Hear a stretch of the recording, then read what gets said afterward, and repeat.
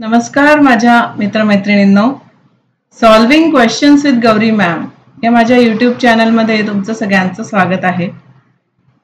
Doctor Homi Bhabha बाल वैज्ञानिक स्पर्धा या परीक्षेसाठी आपण तयारी करतो आहोत. या परीक्षेतनं घेतलेले प्रश्न मी इथे सोडवून दाखवते आहे.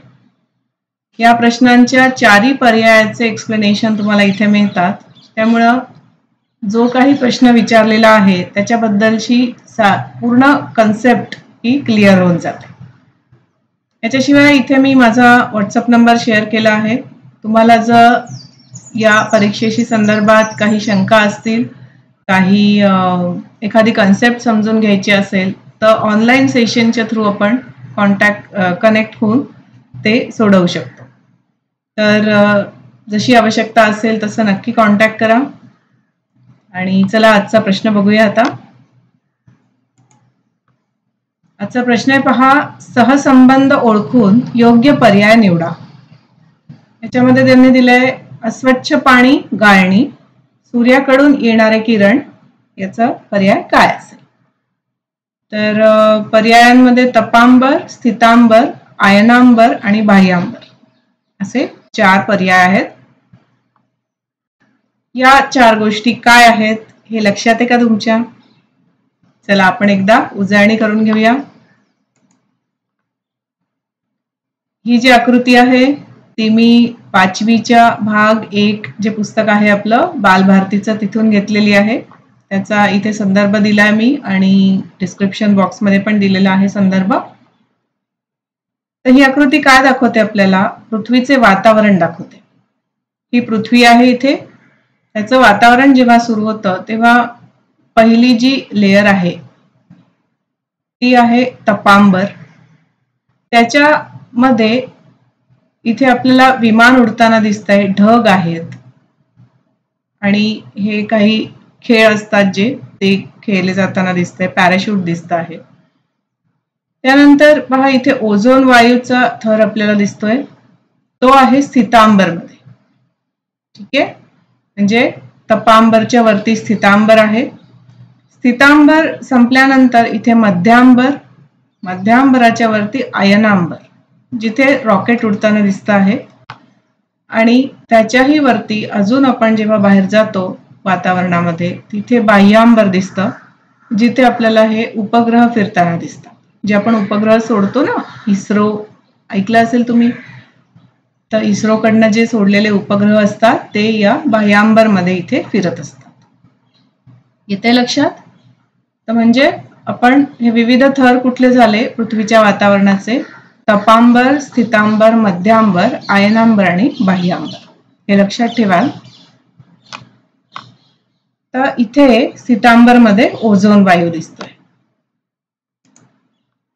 आता पहा, तपांबर बद्दल जर डिटेल बोलायचं झालं तर ही पृथ्वीच्या लगतची हवा आहे. ही सर्वाधिक गरम असते आणि जसं जसं आपण पृथ्वीच्या वातावरणात वर वर वर वर जातो तसं हवा थंड होत जाते.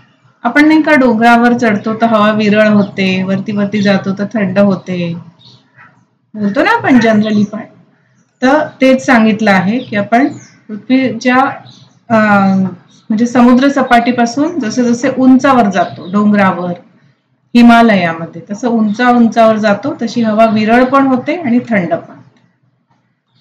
आणि आपण आता पाहिलं तसं तपांबरामध्ये ढग, पर्जन्य म्हणजे पाऊस, धुकं, वारं, वादळ हे सगळ्या गोष्टी ज्या हवामानाशी संबंधित असतात या सगळ्या तपांबरामध्ये घडत असतात.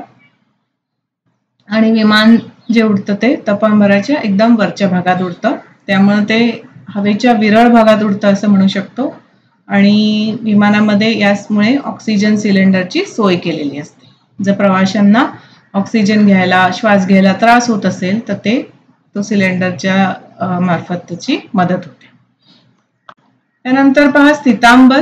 स्थितांबर म्हणजे तपांबराच्या बाहेर सुमारे 50 किलोमीटर पर्यंतचा थर, त्याला स्थितांबर म्हणतात. आणि इथे खालच्या भागात ओझोन वायूचा थर असतो. सूर्याकडनं अतिनील किरणं येत असतात ज्याच्यापासून पृथ्वीच्या सजीव सृष्टीला धोका असतो. तर हे जे ओझोन वायूचा थर आहे तो या अतिनील किरणांपासून पृथ्वीचं संरक्षण करतो. म्हणजे जसं काही ही किरणं इथे ओझोन वायूच्या थरातनं गाळली जातात. येते लक्षात? त्याच्यामुळे आपण इथे चांगल्या पद्धतीने राहू शकतो पृथ्वीवर. तर आता पहा, सहसंबंधामध्ये त्यांनी कसं दिलंय, अस्वच्छ पाणी गाळणीने स्वच्छ करू शकतो आपण. तसं सूर्याकडून येणारे किरण स्थितांबरामध्ये जो ओझोन वायूचा थर आहे त्याच्या मार्फत गाळली जातात. इथे लक्षात? ओझोन वायू ती किरण शोषून घेतो, त्याच्यामुळे ती खाली येऊ नाही शकत आणि त्याच्यामुळे आपण इथे म्हणजे सगळीच सजीव सृष्टी छान राहू शकते. येते लक्षात? त्यामुळे या प्रश्नाचं उत्तर आ हा पर्याय होईल, स्थितांबर. ठीक आहे. चला आता मग आजचा व्हिडिओ इथे संपवते आहे. हा माझा मेल ID पण आहे आणि कमेंट सेक्शनच्या थ्रू पण तुम्ही कॉन्टॅक्ट करू शकता. माझ्या चॅनलला नक्की सबस्क्राईब करा, तुमच्या मित्रमैत्रिणींसोबत शेअर करा आणि चॅनल नक्की बघत राहा. All the best. Thanks for watching.